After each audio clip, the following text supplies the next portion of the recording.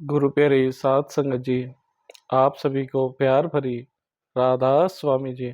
गुरु प्यारी साध संगत जी, पिछले 2 दिनों से सारी संगत के मन में एक अजीब सी हलचल मची हुई है, क्योंकि बाबा जी ने एकदम से इतना बड़ा फैसला जो ले लिया है, उससे संगत का रो रो कर बुरा हाल हो गया है। साध संगत जी, 2 सितंबर दिन सोमवार को जब सुबह बाबा जी की ब्यास के सत्संग पंडाल में गए तो बाबा जी ने वहां पर संगत से कोई बात नहीं की। बाबा जी 8:30 बजे सत्संग में पहुंच गए थे। बाबा जी ने पूरा सत्संग खत्म होने तक स्टेज पर ही बैठे रहे। लगभग 9:15 बजे तक सत्संग चला और इसके बाद बाबा जी कार से सीधा अपनी कोठी में पहुंच गए। कोठी में पहुंचने के बाद बाबा जी ने अपने सारे परिवार वालों को अपने पास हाल में बुलाया और बाबा जी के जो रिश्तेदार बाबा जी के साथ ही ब्यास डेरे में रहते हैं, उन्हें भी बाबा जी ने अपने पास कोठी में बुलाया और बाबा जी ने नए सतगुरु हजूर जसदीप सिंह जी को भी कोठी पर बुलाया। बाबा जी के ऐसे अचानक सबको बुलाने से सब लोग बहुत हैरान हो रहे थे।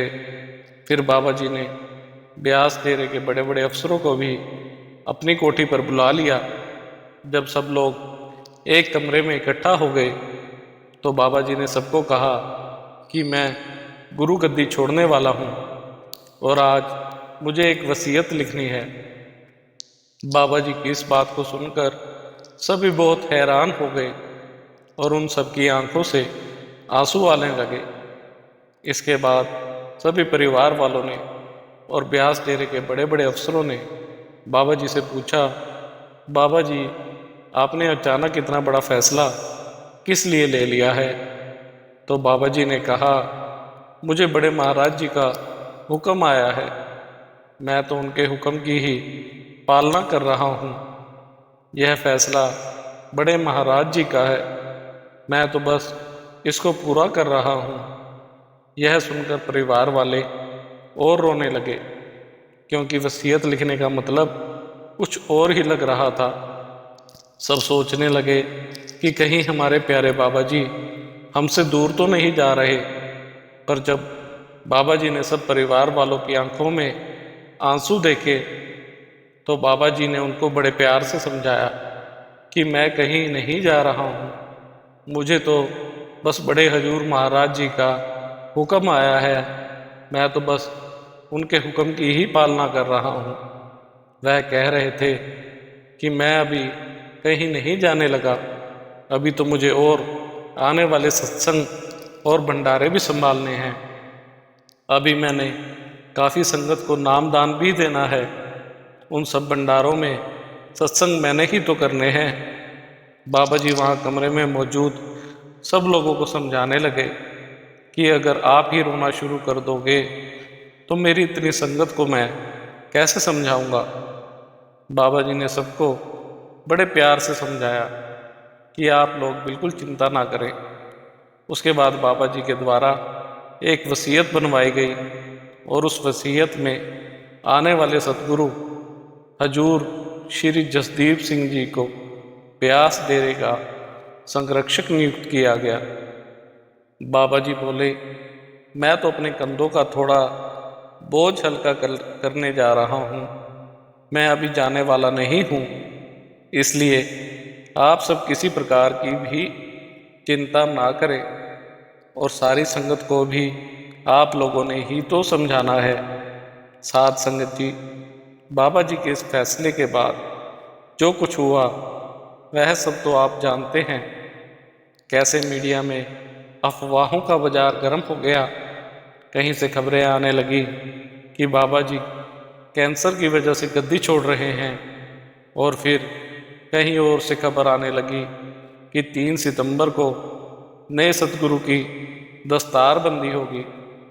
साध संगत जी, इन्हीं सब अफवाहों के चलते 2 सितंबर शाम तक 2 लाख से भी ज़्यादा संगत ब्यास डेरे में पहुंच चुकी थी और 3 सितंबर वाले दिन सुबह सत्संग के समय पंडाल में 3 लाख से भी ज़्यादा संगत मौजूद थी। बाबा जी के स्टेज पर आते ही सारी संगत इतनी जोर जोर से रो रही थी कि बाबा जी के कहने पर भी संगत का रोना बंद नहीं हो रहा था। साध संगत जी, इसके बाद स्टेज का पर्दा बंद कर दिया गया और जब पर्दा दोबारा खुला तो नए सतगुरु हजूर श्री जसदीप सिंह जी भी स्टेज पर आ चुके थे। कल दोनों सतगुरुओं ने एक साथ सारी संगत को दर्शन दिए थे। साथ संगत जी, जब 2 सितंबर को शाम तक लाखों संगत ब्यास डेरे में आने लगी तो बाबा जी समझ गए कि हमारी संगत के पास गलत खबरें पहुंचना शुरू हो गई हैं और इसलिए संगत ब्यास डेरे की तरफ से आना शुरू हो गई है। तो शाम बाबा जी ने उस शाम को फिर से मीटिंग की और एक ऑफिशियल लेटर जारी किया जिसमें बताया गया कि डेरे में ना तो कोई दस्तारबंदी का प्रोग्राम रखा गया है और ना ही गद्दी छोड़ने का। आने वाले सभी भंडारे बाबा जी खुद ही करेंगे और इच्छुक संगत को नामदान भी बाबा जी ही देंगे। इसके बाद भी संगत का प्यास डेरे में आना नहीं रुका। अपनी आंखों में आंसू लिए संगत लगातार डेरे की तरफ बढ़ती ही जा रही थी। आपने भी कई न्यूज़ चैनलों पर देखा होगा कि न्यूज़ रिपोर्टर डेरे के बाहर और रेलवे स्टेशन पर संगत से पूछ रहे थे कि उनके अचानक डेरे में आने का मकसद क्या है, क्योंकि अभी ना तो ब्यास में कोई भंडारा है और ना ही कोई प्रोग्राम। तो अलग अलग जगह से आई संगत अपनी आंखों में आंसू लिए न्यूज़ वालों को अलग अलग बयान दे रही थी। कोई कह रहा था कि हमारे प्यारे बाबा जी ठीक नहीं हैं और कोई कह रहा था कि बाबा जी ने गद्दी छोड़ दी है, हम उनके दर्शन करने आए हैं। तो कोई कह रहा था कि कल दस्तार बंदी होनी है इसलिए हम ब्यास आ रहे हैं। इस वजह से 3 लाख से भी ज़्यादा संगत डेरे में पहुंच गई। साध संगत जी, बाबा जी की संगत लाखों में नहीं करोड़ों में है और करोड़ों लोग बाबा जी के इस अचानक लिए गए फैसले से कई तरह के गलत अंदाजे लगाने लग गए। हर कोई एक दूसरे से रोते हुए यह बात कर रहा था कि बाबा जी अब अपनी संगत को छोड़कर जाने वाले हैं। लेकिन यहाँ संगत को यह भी समझना चाहिए कि जब गुरु गद्दी अपने सतगुरु को दी जाती है तो उसकी वसीयत और बाकी की फॉर्मेलिटीज़ बहुत पहले ही कर दी जाती है। इसका मतलब यह नहीं होता कि हमारे प्यारे बाबा जी जाने वाले हैं। बाबा जी ने संगत को साफ साफ कह दिया है, आने वाले भंडारे और नामदान बाबा जी खुद ही देंगे। बाबा जी बस अब विदेशों में सत्संग फरमाने नहीं जाएंगे। विदेश में नए सतगुरु हजूर जसदीप सिंह जी ही सारे सत्संग करेंगे। सतगुरु संगत को समझाने के लिए जब इस दुनिया में आते हैं तो हमको समझाने के लिए वह हमारे जैसे बनकर आते हैं, यानी शरीर रूपी चोला पहनकर ही आते हैं। और शरीर जो है उम्र के हिसाब से ही साथ देता है। बाबा जी ने अपनी कुछ जिम्मेवारी हजूर जसदीप सिंह जी को देकर अपने कंधों का थोड़ा सा बोझ हल्का किया है।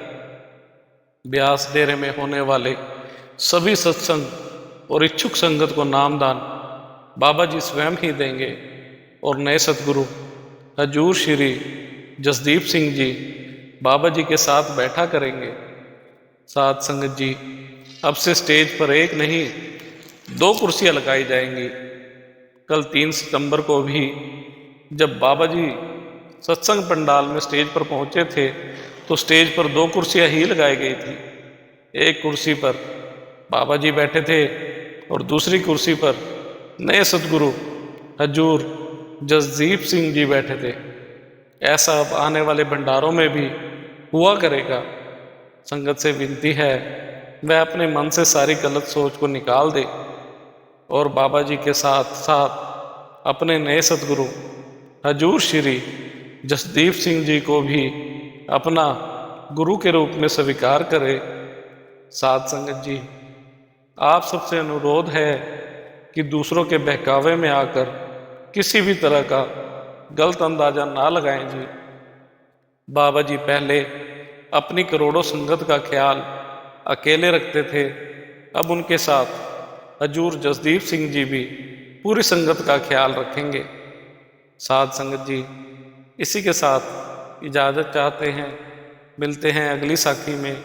राधा स्वामी जी, आपको हमारी आज की साखी अच्छी लगी हो तो कमेंट में राधा स्वामी जी अवश्य लिख दें। राधा स्वामी जी।